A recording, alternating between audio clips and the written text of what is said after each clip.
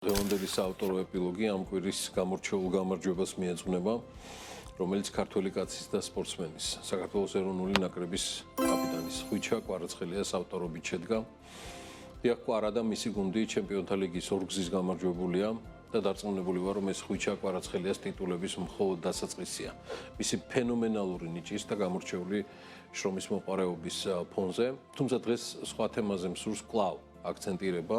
კიდევ ერთხელ მინდა მადლობა უთხრა ხვიჩა კვარაცხელიას იმისთვის, რომ დღეს საქართველოში ფეხბურთი დაბრუნდა მათ შორის თაობაში, რომელიც სპორტის არც ამ და არც სხვა სახეობისკენ საერთოდ არ იხედებოდნენ.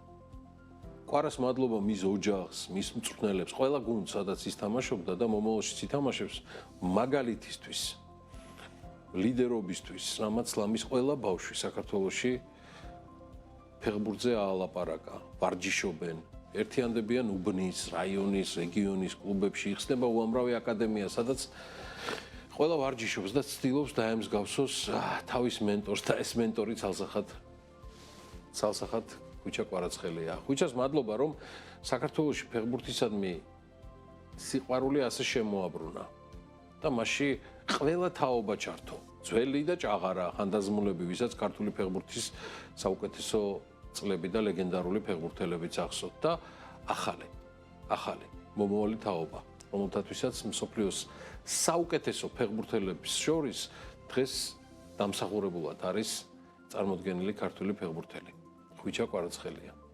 მადლობა ეს 10,000-ობით, 100,000-ობით ბავშვის